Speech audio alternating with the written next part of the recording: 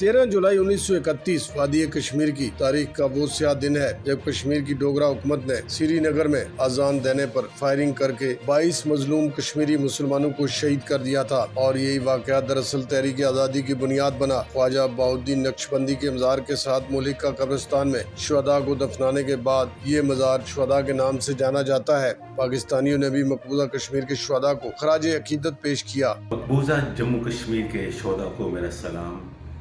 آج کے دن جو شہداء نے 75 سال سے اپنی قربانیاں دے رہے ہیں، ان کو یاد کرنے کا دن ہے، اور ساتھ ہی ساتھ ان ماؤں کو سلام ہے جنہوں نے اپنے لختے جگر کو قربان کر کے مقبوضہ کشمیر کو آزاد کرنے کی کوشش کی۔ آج کے دن ہمیں یہ کبھی نہیں بھولنا چاہیے۔ آج کا دن وہ دن ہے کہ آج ہم انہیں خراج تحسین پیش کریں۔ آج کا دن مقبوضہ جموں کشمیر کو خراج تحسین پیش کرنے کا دن ہے، اور ساتھ ہی ساتھ میں یہ کہنا چاہوں گا کہ ان سب ماؤں کو جنہوں نے اپنے لختے جگر کو قربان کر کے جموں کشمیر کو آزاد کرنے کی کوشش کی ہے، ان سب کو میری طرف سے بہت سلام اور بہت سارا خراج تحسین۔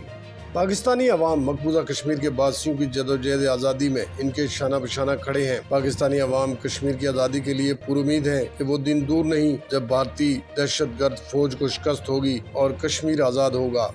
مقبوضہ کشمیر کے شہداء کو سلام۔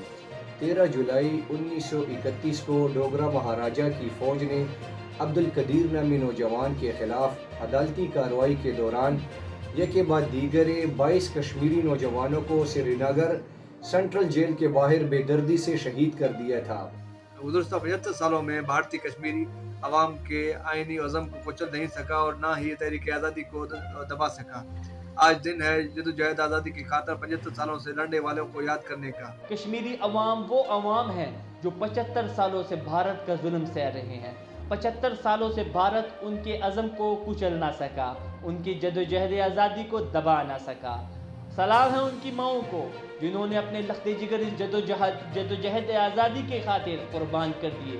حریت قیادت نے OIC کے سیکرٹری جنرل اور اقوام متحدہ کے سربراہ پر زور دیا ہے کہ وہ تنازعہ کشمیر کو اس کے تاریخی پس منظر میں حل کر کے نہتے کشمیریوں کو بھارتی افواج کے مظالم سے نجات دلائیں۔